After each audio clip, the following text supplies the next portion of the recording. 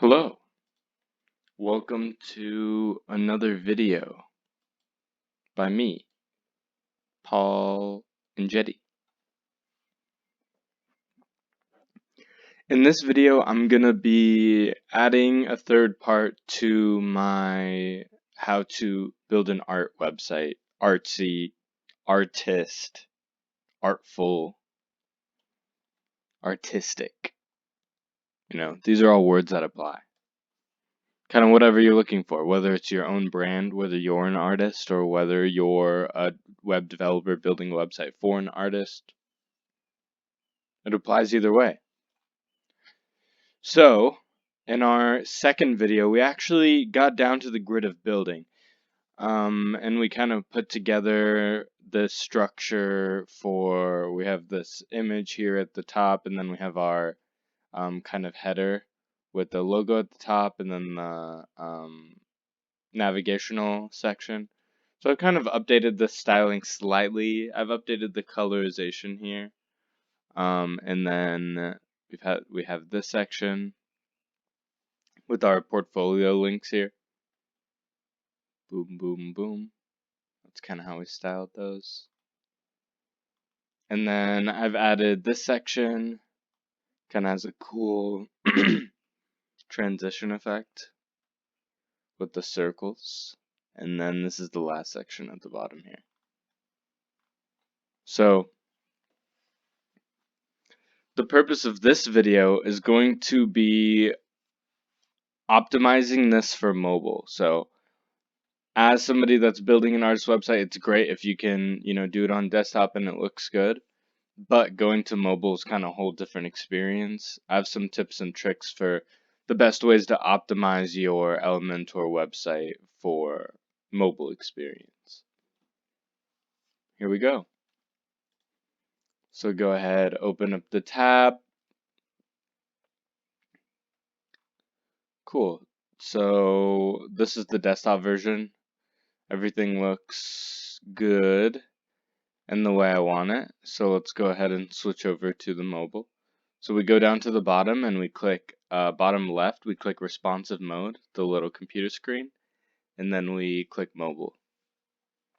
And then we'll see off the bat that the logo is pretty messed up. It's just way too big and there's a whole bunch of white space here. So one of my main tips and tricks for mobile design is understanding your columns. So I use a lot of columns in my desktop design here. So it's really important that I go through and kind of look at where each of my columns are at in the mobile side.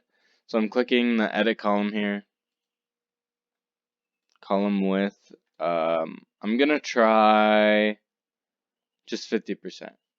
And then I'll put this column that the logo's in, I'll put that one at 50% too.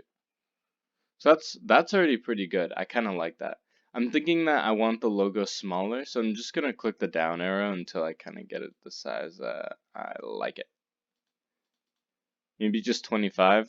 I kind of like that. It's, not too complicated. So I'm going to, I want it over in this corner, so I'm gonna, whatever 100 minus 25 is, which is 75, I'm gonna make the second column 75. So then by adding, because the 75 and then this is 25, that's 100, so then this column aligns all the way to the side here. And then I'll just go to tablet to make sure it kind of looks a similar way. Yeah, I think that works for tablet. Awesome. That's perfect. So moving down a little bit, let's just see what the damage is. Whoa, this one's cool. So these buttons are kind of weird. I guess this has like a mobile picture set and not. This one came out crazy. But yeah, it's really interesting to see how some of these effects that I do kind of transition to the mobile version of the website. Pretty cool though. And these pictures didn't have this effect really. I just kind of did some overlay Oh, I guess it would adjust. I don't want to adjust it for mobile. So first off, with these columns, um, I'm gonna test out some different column sizes here. So I'm gonna try, since they're three, I'm just gonna do 100 divided by 3 and just hit the 33 and just see what happens for each one. 33, 33, and 33. Yeah, I mean that's pretty much where I would want it.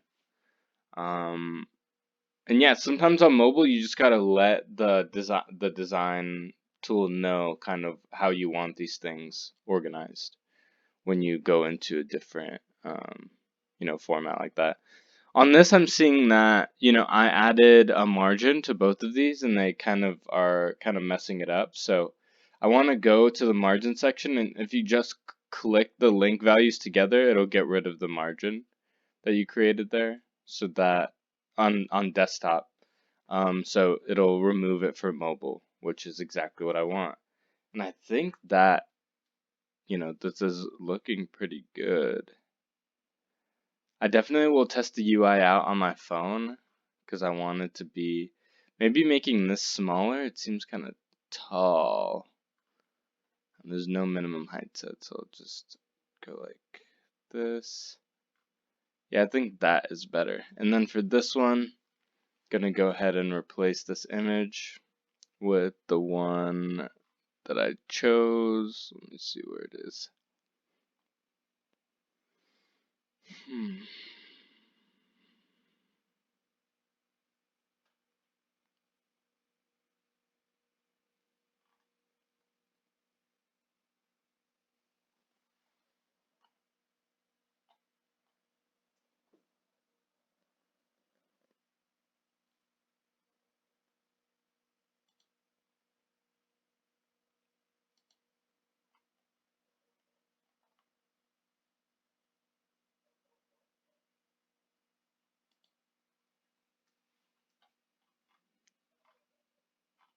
There's a couple different ones. I'm gonna use that one and then go to the height again, like I did in the last section, just make it like a good height that I like it.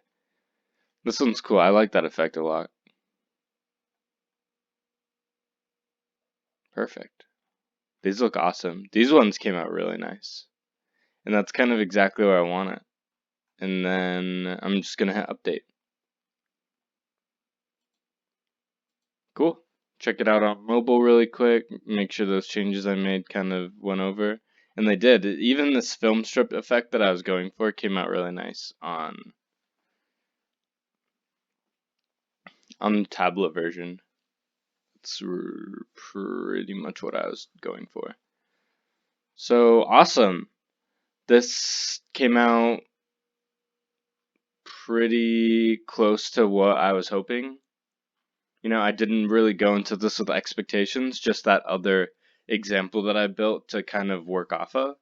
Kind of use those same tricks that I used in there to get creative with some of the tools inside Elementor. And I got this, and it's kind of a cool experience. Definitely different. But it allowed me to use some elements I created inside of Photoshop, bring them in, and start building some different overlay and texture effects, which was fun. Now I will be doing some speed optimizations and kind of trying to get the website at a good place. Cool. Thanks for watching. As you can see, it took less than 10 minutes because I kind of had an idea of what I wanted to do with each element when I went to the mobile experience, which is helpful for when you're adjusting your columns. Please like the video. Please subscribe if you can. I know you can. It's free. And leave any comments if you have any questions, and I will for sure answer them. Thank you.